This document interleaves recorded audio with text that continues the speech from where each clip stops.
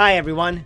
John Michael Coppola here, and welcome to the Chicago Theater Makers Podcast, where we chat with the actors, directors, choreographers, designers, producers, music directors, lyricists, playwrights, and all the artists who make the Chicago area theaters come alive.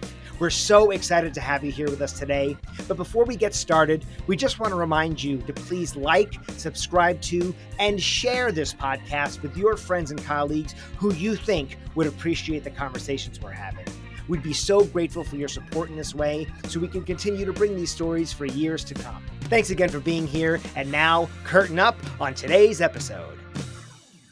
As we continue our series on National Wellness Month, this week's episode focuses on financial wellness. And with that, today's guest is one of Chicago's top certified financial planners. He began his early career path as a professional poker player.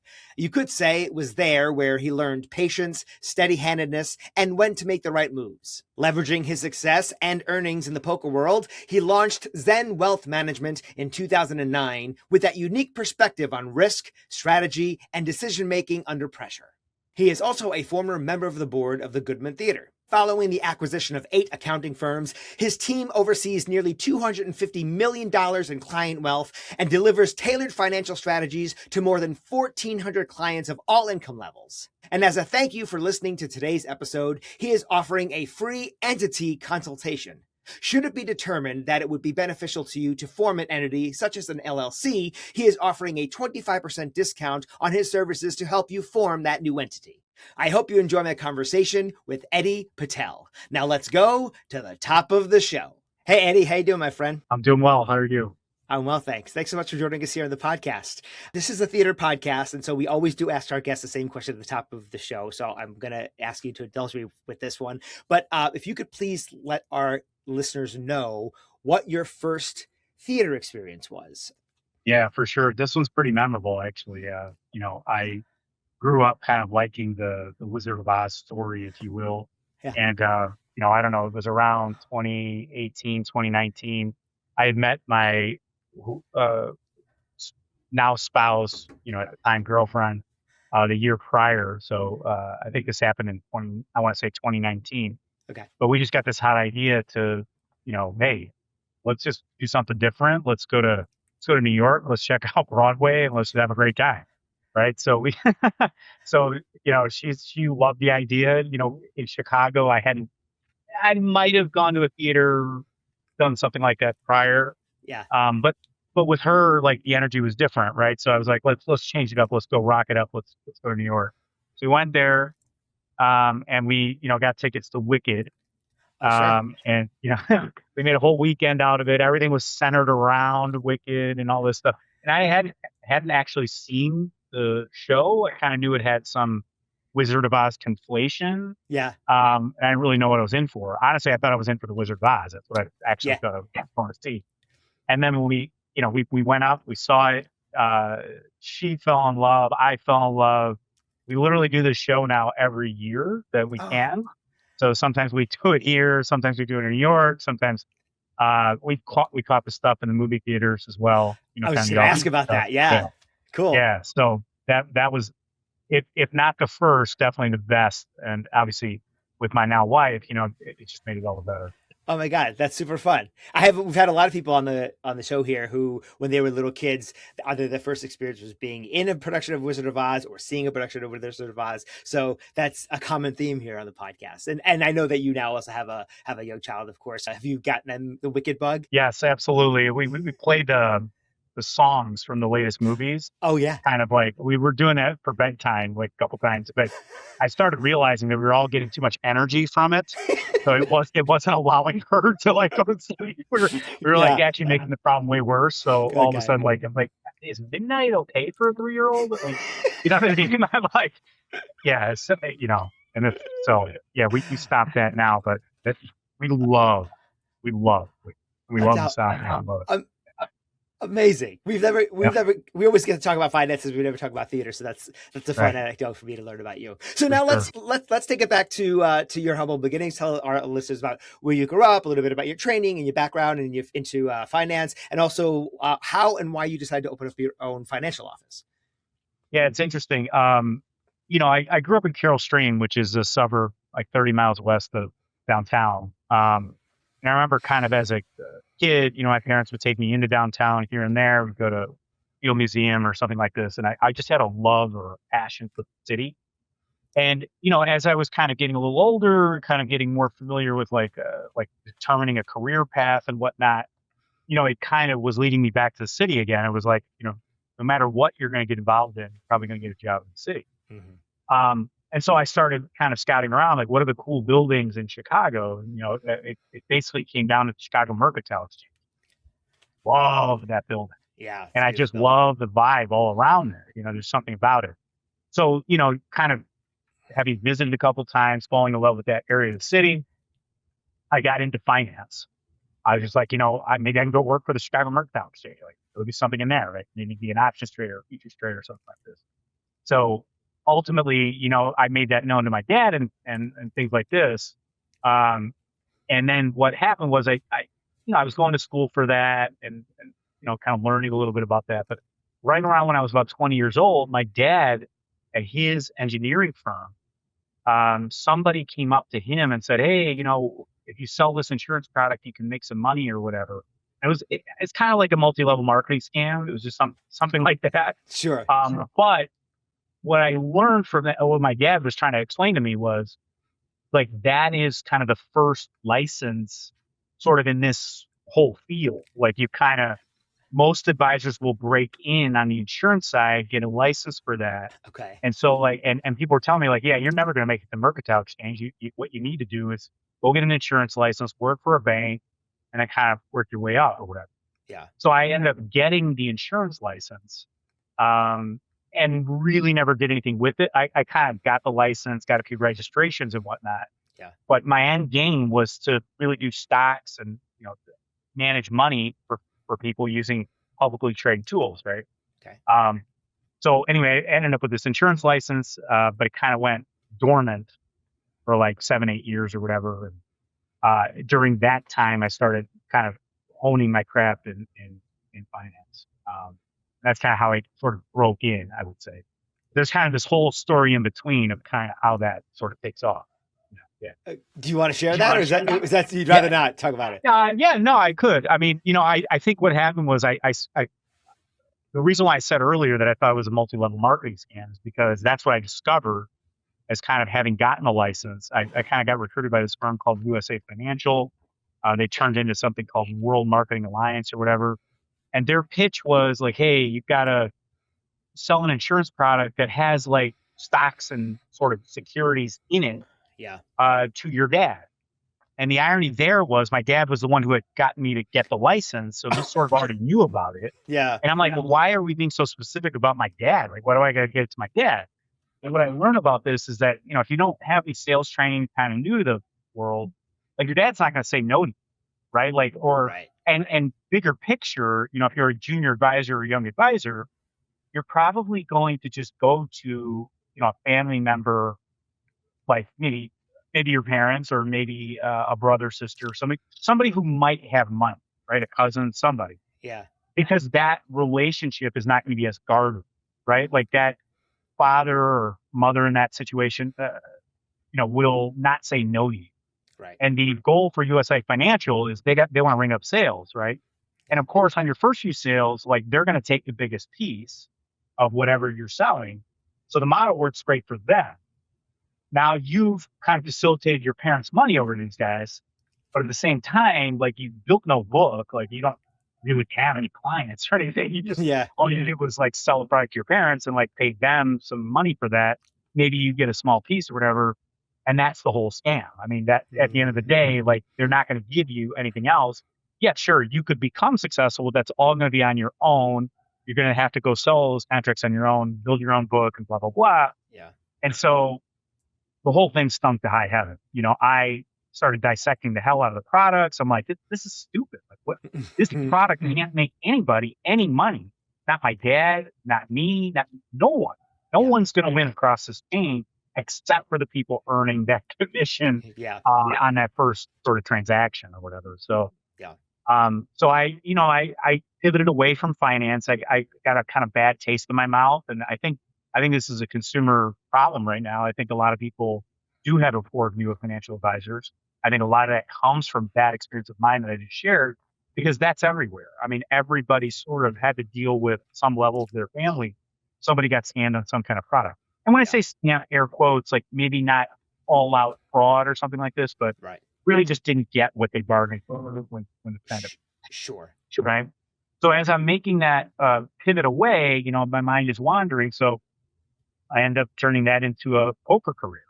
I basically said to myself, like, hey, insurance contracts, stocks, bonds, all this stuff is about risk management. In the end, poker is about risk management. And the one thing I love about it is that you don't have to play the game against the casino, because if you think about it, blackjack, all these other games, you have to play against the house. Right. And in poker, you get to play against another person. So now it's my skill set, whatever that entails, against another person's skill set, or maybe a table skill set. And now I've got potentially a career path because I've got some skills in this area. I studied a lot of finance, risk reward type stuff.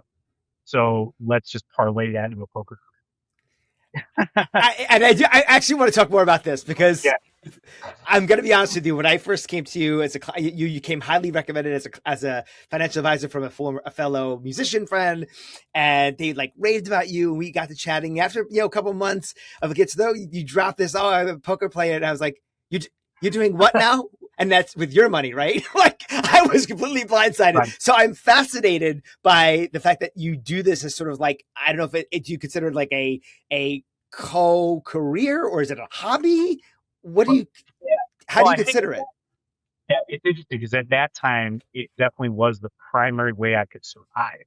I mean, frankly, I became so good at poker. I'm very good to this day. I mean, put me up against any number of live tables that you see out there. Just go out to a casino, and I more than likely I'm going to come out ahead in most of those environments. There are tables that I will stay away from, just because when you're playing against other skilled players, like the edge is not very much. So you come out a big loser, even when you're a decent player. Yeah. But at the end of the day, it was my survival. Like I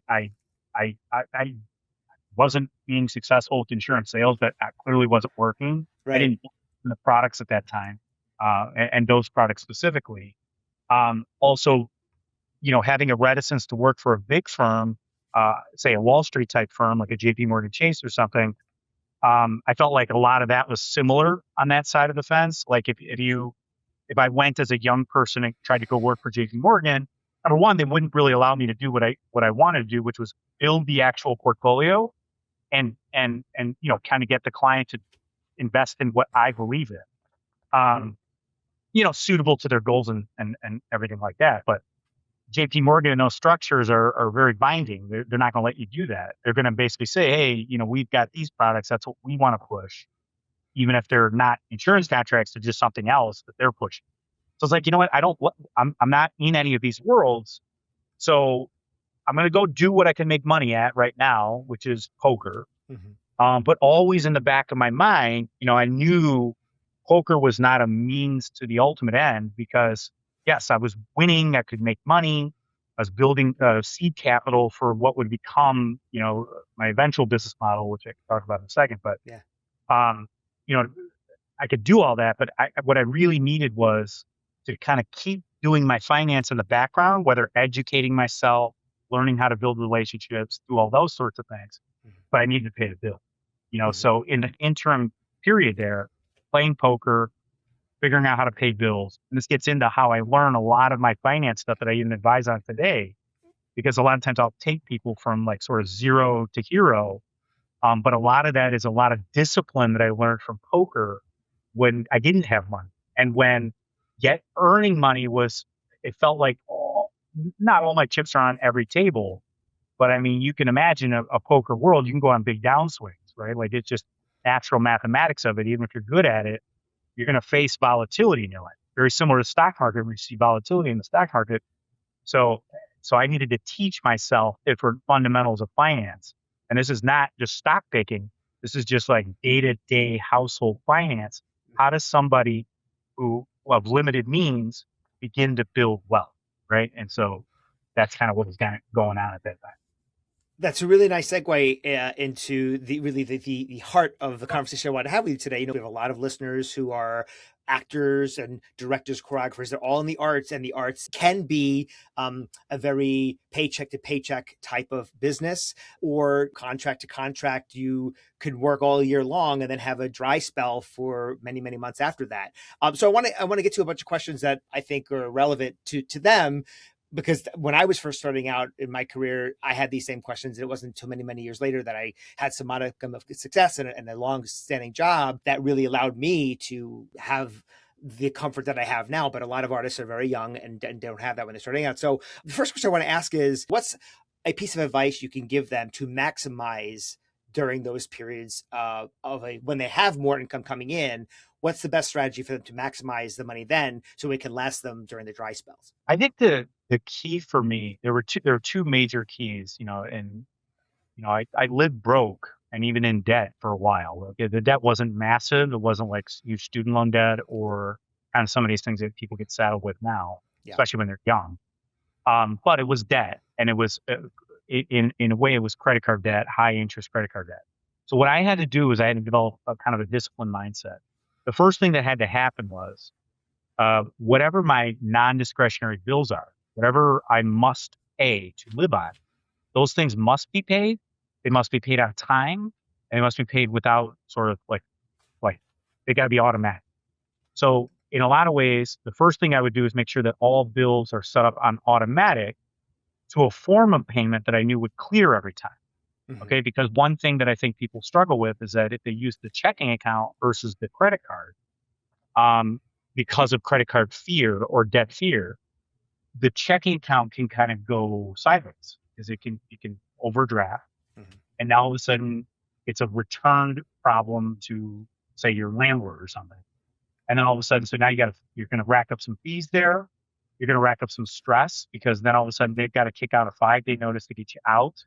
And you might be ready to pay. It might be just a procedural thing, but all of a sudden now you're just dealing with more and more. Yeah. What you want to do is make sure it's on auto pay to something that you know will pay. So in the case of a credit card, it's more likely to pay. Now, not everybody's taking credit card for rent specifically, but you understand what I'm saying. So at the end of the day, you kind of go through all your line items and do that. I think the other thing that was really, really important was organization, right? Like the one thing that I really realized was that the more I was in tune with my money, I see this all the time. I see people just not knowing what the hell they sort of have to pay. Mm-hmm. They're just all over the place. Maybe they're doing what they want to do, but they don't know what's coming down the pike, and they don't know what they have in the bank. They have maybe a visceral sense of it, but they're not watching it daily. Yeah. So what I did was I got a personal finance software. At the time, I believe it was Microsoft Money, they were calling it. Mm-hmm. Which later became, I think, Mint, and then got bought out by Quicken, something like this. Yeah. Okay, so personal finance software was integral to my strategy because I then data dumped anything that was going on in my credit card and checking, and then I got militant about learning how to categorize all that stuff. In some of the work I sort of do for a lot of my clients, I do bookkeeping and all this. A lot of that's coming from that experience in that time, where I just had to know what was going on. If I didn't know what was going on, you didn't know where there was going to be a problem. Right. Okay. So getting really, really organized. And if you can't pay somebody to do it, you don't have the resources to do that, which would be the optimal way because then you're leveraging their time. Right. But if you've got to do it yourself, making sure that we get that data dump and make sure we're updating that personal finance software and looking at it. I think the last piece there would then be make sure from that point forward, and not only are the bills sort of on auto pay from a reliable source, hopefully the credit card in most cases, the last thing is to make sure that we are paying ourselves for investing. Mm-hmm. So for example, right when the check hits, like whatever that check may be, even if it's lien, no matter what it is, some percentage of that check you immediately pay towards an investment account and get it out of your life. Okay. In other words, it doesn't even count to help you pay the bills. So whether that's $50 for someone or $5,000 for someone, it doesn't matter. But we're creating a percentage of every dollar we bring in, and we're making sure that gets allocated to some investment form that hopefully, we'll talk about sort of asset allocation in a second, but it goes into that investment account, and then largely We want to know about it, but we kind of want to forget about it. And it's not money that we can use. It's just off the table. Yeah, And yeah. then everything follows. A lot of these softwares nowadays, you have to get into like a subscription model, pay for it every month in order to be able to use it online. Do you know of any free resources that people could leverage to do this money management? Yeah. So actually, I can leverage my own sort of, because I'm in this world and I do this so often for everybody else. I could talk and speak about the e-money system more than any. Mhm. And e-money is also available as a free sort of tool on the outside. It Oh, can be obtained for free, although it'll be a limited version of it. So there might be some neutered down features, but it would get people enough. And there is an app for it, and it's actually owned by Fidelity, which oh, is a very large custodian. I have no affiliation with Fidelity or whatever, but yeah. the point is that it can't. Something like that can be obtained outside of, say, a firm environment. Okay. But my firm, we include that as part of anybody who works with me, Right, right. and I do take small accounts too. So even if somebody just wants to invest a small amount per month in an IRA, I'll put them on the e-money platform. I won't do an advisor directed version. I'll just let them have full access and they can do all the stuff that I was talking about. They can do their budgeting. They do all their tracking and everything on their own. That's great to know. You know, Yep. it's funny how far we've come with technology with money management. I remember my wife's father when he was a young husband and father years ago. They didn't have all this technology. They literally he had an envelope system, and on each envelope had like food, entertainment, car, mortgage, everything, and every envelope got a certain amount of money. And if that envelope was empty, that was it. You spent no more money on entertainment. You spent no more money on whatever expenditure there was for that month until that envelope was reloaded with cash the next month. Yeah. And I would add to that, if he created an envelope for investing, that would have been the key, I'm sure he right? probably did too. He did quite well in his Yeah. investments too. Yeah, I mean, Yep. he probably just took the cash down to the bank and had them take care of it at that point. But This is begs an interesting question. If someone say they've ended a contract and now they're waitering for the next 6 months, I mean, even waitering, they have a semblance of what their income will be, but as the economy changes, people's entertainment and food budgets do tend to change. So they're not going out as much, and now a waiter or bartender are not making as much money. So if someone they don't know what the next month's paycheck is going to be, how do you recommend they budget for what they don't know their income is going to be the following month or months? I think that, so you have to develop this mindset of like having sort of baseline thresholds that you can Okay. really stick to. In other words, it kind of doesn't matter. Like, if we're really that suspect about what next month is going to look like, and it's really that variable, what we want to do is we want to say, look, there are some knowns. What are the knowns? The knowns are, again, those bills. You know exactly what those are. Mm-hmm. So we have to say that the more variable our income is, the less discretionary money we can really be spending in a abundant environment. So suppose we're this month and we did get a nice flush paycheck. It was a good contract or whatever, and we got paid. Like, it's going to feel like a lot of money in that moment. What we really should be doing is saying, okay, I'm going to pay those little envelopes. That's fine, right? I'm going to pay all those bills, but we're going to resist the urge and temptation to maybe take that little excess or that enjoyment that month because we don't know that next month we're going to get anything. Mm-hmm. So we have to live much more conservatively and much more down to the threshold of what the bills actually are, taking any excess money from that one earning and just dumping that somewhere where you're not going to touch it. And I don't care if it's your best friend inviting you out for a drink and it seems simple and it might just be a $10 thing. We're not doing it because if you can't tell me what next month's income is going to look like, then we can't get down a road where you can really discretionary just spend anything. Now, that said, some people are kind of blowing that up in their heads too much. Sometimes you have to zoom out with your history to really feel like you have an understanding of how uncertain things are. Because I very often have too many contractors that are so afraid of money and they think it's never going to happen again. And then I kind of talk to them about their pipeline and I'm like, well, I mean, that looks pretty solid to me. I think you're going to get paid for that. So why do you feel like that's uncertain? So you've got to be more honest about what's actually going to happen rather than turtling into a shell and being like, right now I feel pretty broke or whatever. I don't know what's going to happen. And you're not really sort of dissecting the real situation.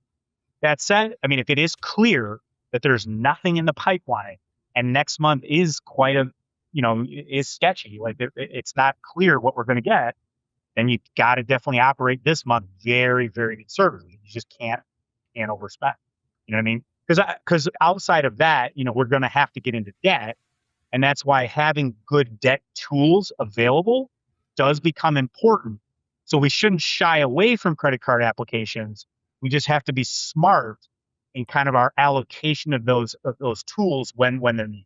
No, appreciate that. And I imagine that having somebody be able to talk to them about the sort of the bigger picture alleviates a little bit of stress as well, because they're thinking paycheck to paycheck rather than not necessarily the long term, which God willing, we all get to the long term, right? Yeah, and think about this too. Like, one of the line items that people really skip over and don't think about is taxes, especially when you talk about independent people who might be in film or whatever else they might be in, and they're not on a W-2. Okay, if you're not on a W-2, you get all this sort of unpredictable income. It kind of comes in chunks and waves, but the one line item nobody's planning for is the tax bill, and that's probably going to be the largest one, right? So what has to happen there is that's where working with a professional of some kind who can kind of navigate those waters a little bit, put the planning in front of that person, even if it's just one payment for the year. And we've got to know what the tax bill is going to be on that, or what we forecast it to be on that, and when that has to get paid. Like knowing how to avoid the penalties around that, knowing the quarterly payment schedule, knowing the exact amounts, and if it can't be self-done, and I know there's some good tools out there to try to do that on your own, but I find that it's still limiting because you just can't encompass all the areas of problems and law without working with the pros, kind of doing that every day. You want to get that plan for it too. How much should somebody put aside for taxes if they are working a good amount of contractor non W-2 jobs? Because some theaters you have to be hired as an employee and they do the taxes for you and take everything else out. And sometimes you just hand it a check and it's all up to you to take care of it. Yeah, absolutely. I think when we're in that employee environment, that's a little bit easier. If somebody's paying and kind of withholding the tax, I do think the withholding should be looked at in that format because sometimes it doesn't track the right number, and then you get a surprise at the end. Yeah. That said, most of the folks that are maybe listening that are sort of employees of someone, they're probably okay. It's those folks that are receiving those payments on which no tax is being withheld. Those are the folks that really have to be paying attention. And if you don't have any professional consultation or guidance and you don't sort of know yourself, I think a general rule of thumb is to make sure that we're setting aside at least enough to cover what's called the self-employment tax. This is the sort of the most difficult to avoid tax, I would say, for most independent folks or independent contractors. And that tax is around 15%, okay, give or take. And it's usually paid to the federal government. You can also probably tack on another 5% to the state of Illinois if you're in Illinois. If you're in some other state, then you can kind of use whatever rate that they might have there. But those two things put together is going to be the amount that I want to cut out of that check. I want to say, in Illinois, I'm going to say 20% now, just based on what I just said. 5% for Illinois, 15% for federal. And that's what we would definitely want to set aside. That said, that's definitely, again, may not cover it all. So that's where we get into, professional guidance or whatever. But that's probably a decent rule of thumb to mitigate most tax issues. Now, you mentioned also estimated tax. Is that something that an independent contractor or someone self-employed should look to do each year, or should they just wait until they know if they've been saving up the money, this 20% every paycheck or every time they get a contract? Do you think that's enough for them to just use that money and pay that bill in one lump sum when it comes due in April? Yeah, so I never want to do that lump sum bill in April unless I have a more sophisticated client who's kind of taking advantage of their investments. They've got some sizable asset base and whatnot, right? So we call this arbitrage or tax, estimated tax arbitrage. What we're trying to do there is we're saying we don't want to pay during the year. We're just going to pay at the end. And meanwhile, I'm hanging on to the money and I'm investing that and I'm making more than I'm paying in penalties or whatever, right? That's not a strategy that I really want to put out there as a viable path unless and until I see that particular individual's like whole situation. And then we make kind of the best fit decision on that. So for most people, what I really want them to do is, if you don't know when the dates are, look them up. They're all online. There are 4 quarterly due dates. What we really want to do is, even if we're only getting paid the one time in January or something, we want to stick to the 4 dates and get a payment out each of those 4, right around each of those 4 dates. Not much earlier and definitely not later. Just getting them done on time. And that's the best way to go. I think if nothing else, it's kind of like working out. Like the more you kind of do it, the better you get at it and the stronger you become. And I think this also helps develop good financial habits, because if you just stand on top of your estimated tax payments, you're going to be so much more diligent in all the other areas of finance life that this is going to start kind of eating on itself. Thanks for giving us that advice on that, because that's always sort of the mystery to me. Even now with my LLC and you and your firm guiding me, I don't really understand why should I do this 4 times a year. Why? And now I understand why it's been so do it your way. Yep. For people who don't make a whole lot of money with regularity, and I hate to make it sound like it's such a difficult, challenging business, but it is, it can be for some. What type of retirement accounts could someone make the best use out of? Yeah, it's a nuanced question, of course, like all others. Every person is going to be different. Everybody's in a different circumstance. But what I would say is that the sort of the lower income folks, we could talk about what those numbers actually look like. Mm-hmm. But if you're somebody of lower income or lower total annual income, then the real account that we want to focus on is either the IRA or the Roth IRA, depending on what the personal situation looks like. You want to keep to those, because if you need a tax deduction, you can get it from the IRA. And if you don't need a tax deduction, but you want to get money free in the future, a Roth is going to be your best bet, right? So starting there, the contribution numbers in there aren't going to be so burdensome that you're going to feel like, oh my God, like all my money's going into this thing. It's being trapped away. I can't use it, that sort of thing. Yeah. And that's why I talk about the income bands as part of making that decision. Now, if you're somebody maybe middle income or upper middle or even, a lot, you want to look at, either the SEP IRA or the 401k. Okay. And the real divider between those, there are several dividers, and we can get into a really long conversation on which one specifically to do. But I'll just say, in general, the more organized you are and the more diligent you are, the 401k is probably your better bet. Okay. But if you're somebody who's, doesn't get involved with their money too much, but knows enough to be dangerous, needs to get a couple things going, keep their paperwork burden down, very simple, small, low, the SEP IRA is your friend on that front. Okay. Because there's just not a lot of rules to adhere to in the SEP IRA. It's a very simple setup, not too much to deal with in terms of like filing forms or compliance and regulation. The 401k is kind of an involved type of account. Almost don't want to be doing that on your own. You definitely want some guidance on that particular one. Yeah. But that's why that more diligent individual, is going to benefit from that. But again, the income bands are still in that middle to upper for both of those. So those are the other two that I'd be looking at, for those. Yeah. Should someone prioritize paying off debt first or investing first? Or is there a world where they should be doing both simultaneously and equally?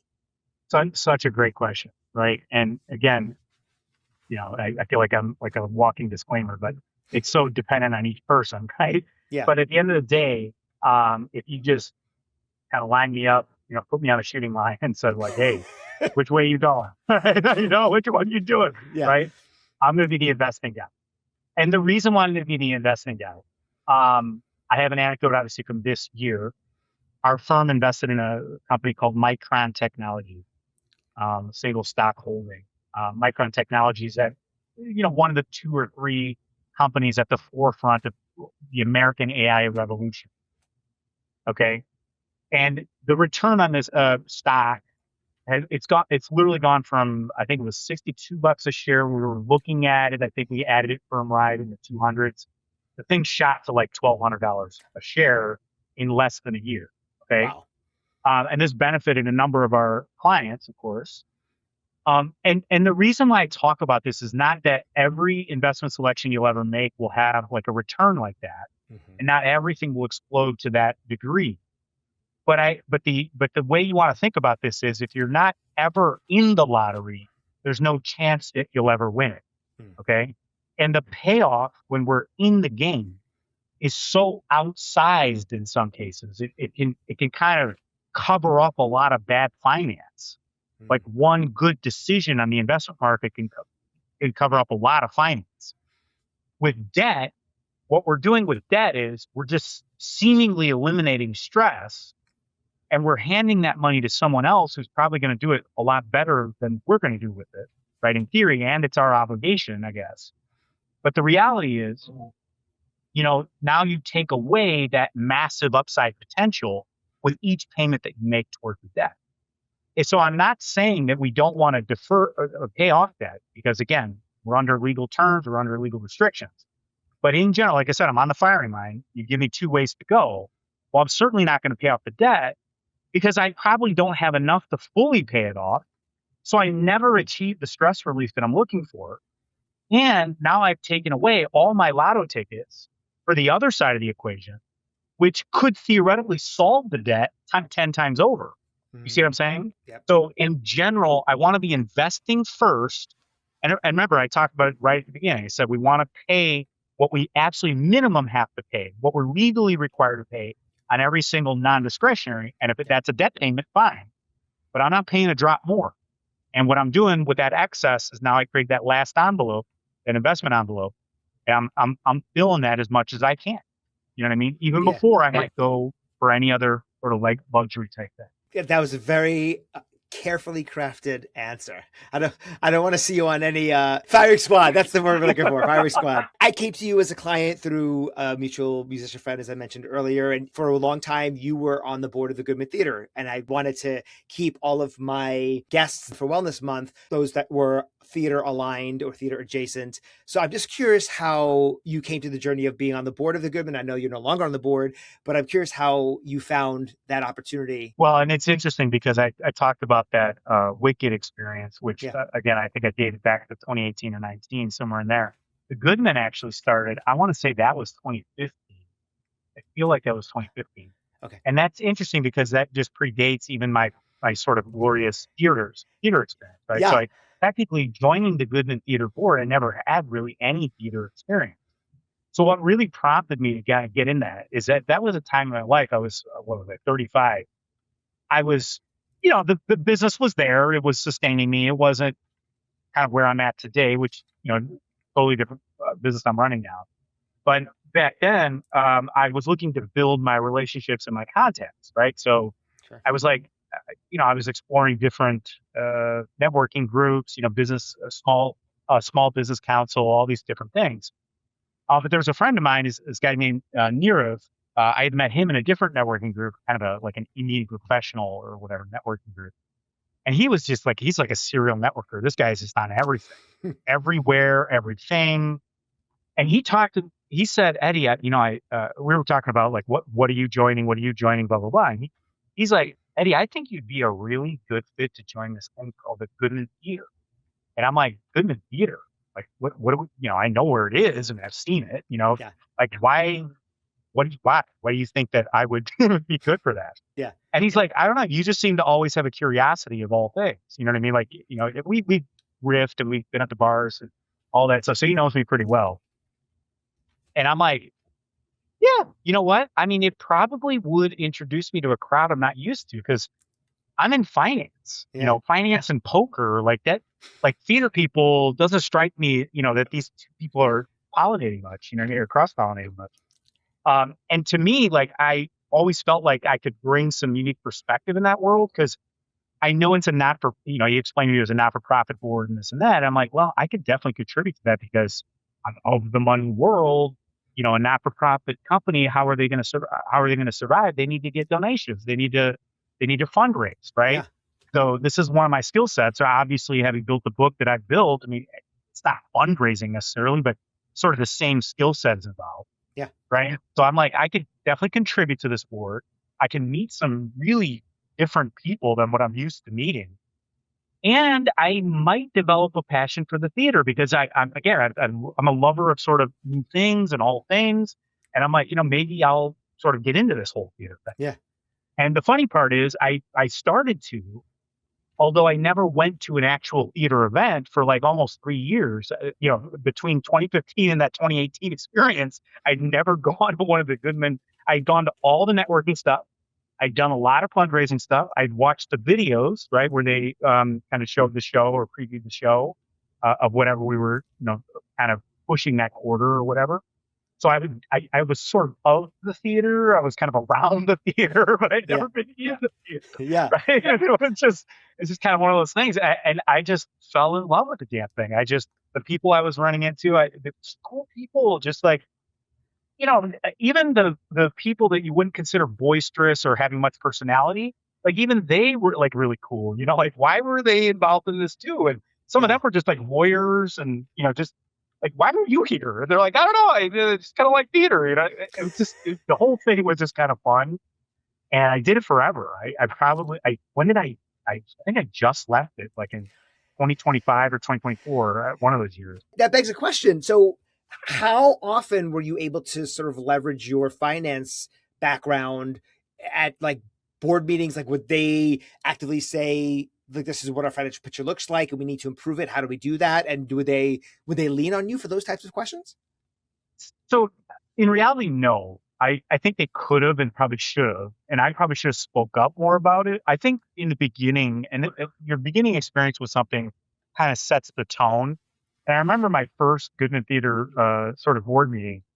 It was a big room. I mean, there were a lot of people on the board, and it wasn't the main board. There's two boards at the Goodman. I think there's the big kind of the uber wealthy board, if you will. Yeah. And they're very important people, and like you got Rock, and all these director type people are up on that board. But where I was on that, what we call the scene makers board, which is that secondary kind of young professional type board where we're just kind of building a network for the Goodman. Got it. But there was about 43 people in that room, and I really was scared. I mean, when I walked in, I'm like, oh my God, I don't know anybody. Like Nirav had kind of left. I find out later that Nirav had kind of proposed to me because he was vacating. It was kind of one of those. Like, I think he identified me as some talent, but he was also looking for his way out or something. I don't know. Yeah. But anyway, so I get in there and I'm just like scared to hell. I didn't know anybody. And it's theater. I don't know anything about it. Like I'm all about finance. Like you could see, I could talk a lot about finance. I can't talk anything about theater. Yeah. Right. And so like I'm sitting there and they were talking some important stuff. Like there's a big agenda on there. And they were talking about next quarter and the shows and like what we're going to do about ticketing and all this stuff, all these techniques going on. So man, I just sat silent the entire time. And we did get into, there was a budget presented at some point. And I really didn't even like the look of it. Like I didn't like the way they had the categories set up, and I didn't like it. I literally wanted to dissect the crap out of that thing. But I just kind of sat there silent with my hands sort of folded. I was like, I don't want to upset the apple cart. I don't make him think I'm an idiot and that kind of thing. And that ended up being kind of the way it would go for the next 3 or 4 years there. Like I just kind of kept popping into the meetings, and like everybody knew it was like Eddie. We even joked it was Eddie money coming in. And like, still, we never discussed, what I mean? Like the budget, like we probably should have. And, part of it was, I got busier over the years and I just couldn't give it my all in that fundraising department. And I wanted to. At one point, I was like, I should be treasurer of this thing. I should really take it over. I should really run this. I just never, and that was probably an opportunity missed. But at the same time, would I trade any of that? No. I mean, the Goodman events were just, loved them, right? I mean, just loved those events. Yeah, and that was around the time too you met your wife and you were having your child. I mean, life gets lifing, as we all like to say. And you got to remember too, a lot of the people that are on that board. I mean, yes, some of them have a love for the theater, some of them are there to help fundraise and whatnot. But in reality, some of them are looking for their future partners. Some of them are there for other reasons, right? Like it's also a networking thing. We're benefiting the Goodman, but people are just kind of getting together. And so I was looking for my networks and whatnot. It just, and I got that, and I sort of like some of the objectives were met, you know what I mean? So it's like, we really want to get into like adding another huge to do on top of building this business and sort of dealing with my own sort of burgeoning family life, if you will. Yeah. So all these things kind of like completed at one time, but And I do reserve the right to go back. And I told them that. And I said, maybe there might be a point in my life, when I get a little less sort of busy, I could jump back in. And man, if I could just like focus on just having fun at that theater, I would just, there's so many things I would do differently. And maybe one of them would be to refab that fun. Well, all I ask is that you give your clients a heads up if you're going to be jumping ship and saying, I'm out, no more finance for me. I'm going all in with the theater business. For sure. Appreciate that. Hey, any parting words for our listeners that you might want to impart before we take off? I think, if you're at all conscious about money and it bothers you and it's sort of like one of those areas where you're kind of afraid of it, don't be afraid.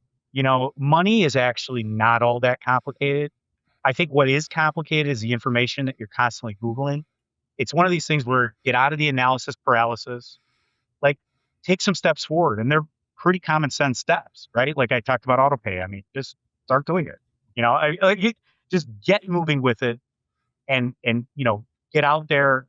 You'll meet somebody that you'll jive with in the money zone, right? And you guys will figure things out if you're not already doing it yourself. But just don't think like it's the most complicated, risky place. All these bad connotations. And also the advisor community, there are some decent ones out there. Okay. You know what I mean? Like we get a bad rep. I think we're down there with politicians. It's pretty bad. But, I think we need to, just give some people some credit. There's some good info out there. Don't analyze, paralyze, that sort of thing. And it's not all that. You'll get it done. Awesome. Thanks so much for your time, pal. I really appreciate it. You're a busy guy. For sure, John. Yeah, thanks so much for having me. Thanks for joining us at the Chicago Theater Makers Podcast. Please don't forget to like, share, and subscribe wherever you get your podcasts. The Chicago Theater Makers Podcast is a production of Spirit Art LLC, and our podcast theme music is by Paul Langford. If you or someone you know would like to be a guest on the podcast, please drop us a note at our website, ChiTheaterMakersPodcast.com. That's ChiTheater Makers with an S, podcast.com. We hope you enjoyed spending time with us as much as we enjoyed spending it with you, and we'll see you on the board soon.